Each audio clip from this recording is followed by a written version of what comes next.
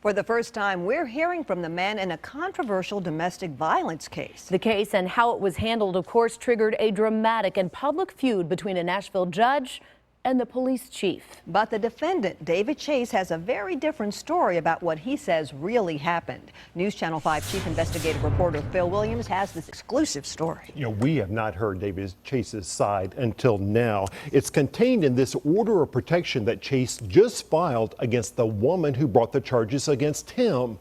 In it, he portrays himself as the victim. David Chase. David Chase is a man who, as far as the public knows, beat up his girlfriend, got arrested, and then after being released, beat her up again. I apologized. If I made a mistake based upon bad information, I apologize. I took responsibility for it. Prompting a war of words between the judge who ordered him to be released early and the police chief. The true story Chase's attorney had suggested was much more complicated. It's easy to accuse. Easy to accuse.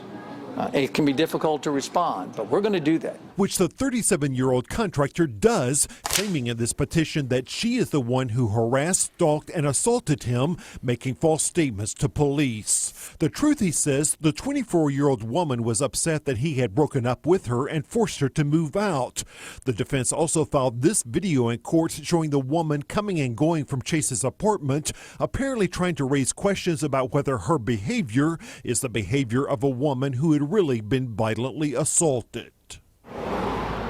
Of course, it's tough for anyone to know what really happened inside the Ellison Place apartments in the early morning hours of June 8th. His story, she had been repeatedly calling him and harassing him. At one point, when I pushed the button to tell her again to leave me alone, she burst through the front door, Chase wrote. He added, I repeatedly asked her to leave. When she finally would not leave, I grabbed her phone and her purse and threw them into the hallway. He continued, when she went to retrieve them, I locked her out of my apartment.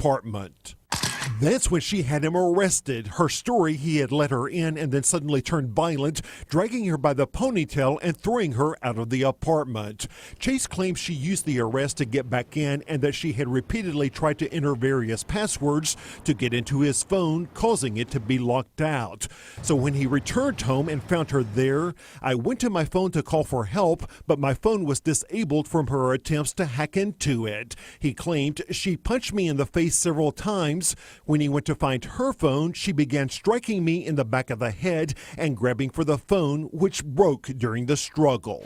Mr. Chase, yes. So why is Chase just now filing for an order of protection against her more than a month later? Is it revenge or something else? He tells the court that she continues to stalk me, claiming that he is, quote, scared for my life, my safety, and my well-being.